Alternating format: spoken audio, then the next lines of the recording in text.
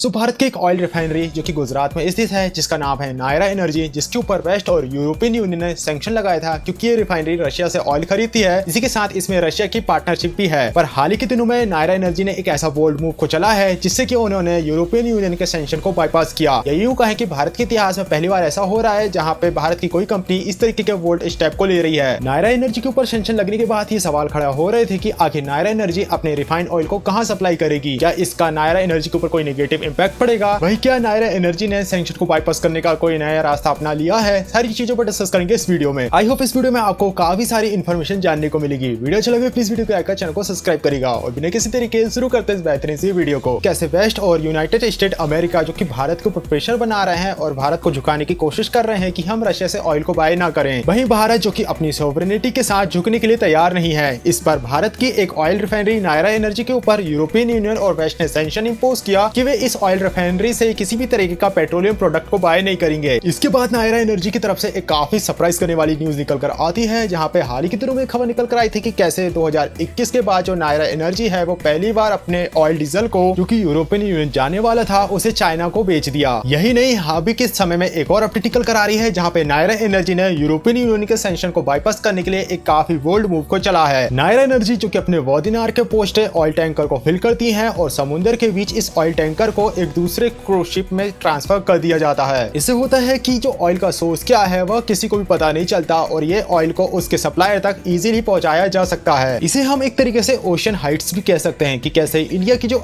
Naira energy है वह अपने पोर्ट से ऑयल टैंकर को फिल करते हैं, फिर ये भी समुद्र में जाकर उसे दूसरे ऑयल टैंकर में ट्रांसफर कर देते हैं। इससे होता यह है कि ऑयल का ओरिजिन क्या है इसे छुपाया जा सकता है। अक्सर ऐसी गतिविधियां चाइना और दूसरी कंट्रीज दबाव या सैंक्शन के बाद अपनाती हैं और ये पहली बार है भारत की किसी कंपनी ने इस तरीके के मूव को चला है। ये एक संकेत है जहां पर हम वेस्ट को साफ तौर पर ये बताना चाहते हैं कि कैसे अगर बात हमारी ऑयल सिक्योरिटी पर आई तो हम किसी भी तरीके के दबाव को सहने वाले नहीं हैं या फिर हम उनसे डरेंगे नहीं। वैसे पिछले ही महीने इस पूरी कहानी की शुरुआत हुई थी जहां पे 18 जुलाई 2021 को यूरोपियन यूनियन ने रशिया के ऊपर नए सैंक्शन पैकेज को अनाउंस किया था। हालांकि इस पूरे सैंक्शन पैकेज का उद्देश्य रशिया के ऊपर और भी ज्यादा सैंक्शन को इंपोज करके दबाव बनाने का था, लेकिन यहाँ पे भारत की जो नायरा एनर्जी है ऑयल रिफाइनरी है उसे भी साथ में इंक्लूड किया गया। यहाँ पे नायरा एनर्जी के ऊपर इस तरीके का सैंक्शन लगाया गया कि अगर नायरा एनर्जी की तरफ से कोई भी कच्चा माल का यूज करके अगर कोई भी प्रोडक्ट बनाया जाता है और उसे अगर यूरोप में सप्लाई किया जाता है, अगर उस प्रोडक्ट को अगर रशिया से आए हुए कच्चे माल से बनाया गया होगा तो यूरोपियन यूनियन उसे बाय नहीं करेंगे। नायरा एनर्जी इंडिया की one of the largest oil refinery है और कहीं ना कहीं यूरोपियन यूनियन ने सैंक्शन के थ्रू भारत की एक ऑयल रिफाइनरी को टारगेट किया। अब सैंक्शन के अनाउंस होने के बाद नायरा एनर्जी की 3 जहाज जो की लोडिंग होकर निकल चुके थे उन पर इसका इंपैक्ट पड़ता है, जिसमें से एक शिप जिसका नाम एलोरा होता है जिसमें लगभग 5 लाख बैरल जेट फ्यूल होता है, जैसे कि पुर्तगाल में ऑफलोडिंग होना था वहां नहीं हो पाता। ये ऑयल टैंकर अभी भी मेडिटेरियन सी पर मौजूद है और इस पर अभी भी कोई ऑयल डेवलपमेंट निकल कर नहीं आ रही है। इसके अलावा एक और जहाज जो कि जेनिथ नाम का था जो कि स्टेट ऑफ मलक्का में मौजूद था, जिसमें 40,000 टन बैरल फ्यूल में मौजूद था, डीजल मौजूद था, जिसे कि मलेशिया जाना था पर वहां भी वहां पे नहीं पहुंच पाता है और इसी फ्यूल को बाद में चाइना को बेच दिया जाता है। इसी के अलावा जो हमारी थर्ड शिप थी जिसका नाम पैसिफिक मार्टिना होता है, जिसे कि गल्फ ऑफ ओमान के थ्रू होते हुए जाना था। इसी तरह एक और शिप जो कि इसी तरीके से समुद्र के बीच में फंसी हुई थी जिसको लेकर ये अपडेट निकल कर आ रही है, जहां पे उस शिप के ऑयल को दूसरे शिप में ट्रांसफर किया गया। ये जो जहाज जो कि भारत से निकला था जिसका नाम था टेम्पेस्ट ड्रीम, वहीं दूसरा जहाज जिस पे ऑयल ट्रांसफर किया गया जिसका नाम था वुताई, जो कि समुद्र के बीच ऑयल को ट्रांसफर करके इसे ओमान में जाकर अनलोड किया जाता है। यानी कि सैंक्शन के बीच Bharat ship to ship transfer के थ्रू जो ऑयल था उसे उसकी सही डेस्टिनेशन में पहुंचने में सक्सेसफुल हो पाया। तो इस तरीके की एक्टिविटी एक काफी बड़ा संकेत देती है यूरोपियन यूनियन और वेस्ट को कि अब भारत रुकने वाला नहीं है। वह चाहे किसी भी तरीके का सैंक्शन भारत के ऊपर इंपोज कर सकते हैं पर भारत अपने नेशनल इंटरेस्ट के लिए रशिया से ऑयल खरीदना बंद नहीं करेगा। अगर उन्हें यूरोपियन यूनियन बायर नहीं मिलते हैं तो वर्ल्ड के किसी भी अन्य बायर को खोजकर उसे ऑयल बेचेंगे। इवन भारत और चाइना के बीच काफी ज्यादा कॉन्फ्लिक्ट है, लेकिन जहाँ पे हमारा उद्देश्य की पूर्ति होगी हम चाइना से भी डील करेंगे। यानी कि अगर यूरोपियन यूनियन हमसे ऑयल नहीं खरीदता है तो हम उसे एशियन मार्केट में यानी कि चाइना जैसी कंट्रीज को सप्लाई तो कर ही सकते हैं, इवन हम अफ्रीकन मार्केट को भी सप्लाई कर सकते हैं और उनसे सस्ते दामों में हम मार्केट को ग्रैब कर सकते हैं। हालांकि भारत ने पहली बार इस तरीके की किसी तरीके की एक्टिविटी को किया है, पर इससे पहले कई सारी कंट्रीज ने इस तरीके की एक्टिविटी को अंजाम दिया है सैंक्शन को बाईपास करने के लिए। सो गाइस ये थी एक छोटी सी वीडियो, आई होप आपको काफी कुछ जानने को मिला होगा। वीडियो अच्छा लगा वीडियो को लाइक कर चैनल को सब्सक्राइब करिएगा। मिलते हैं नेक्स्ट वीडियो में, तब तक के लिए बाय।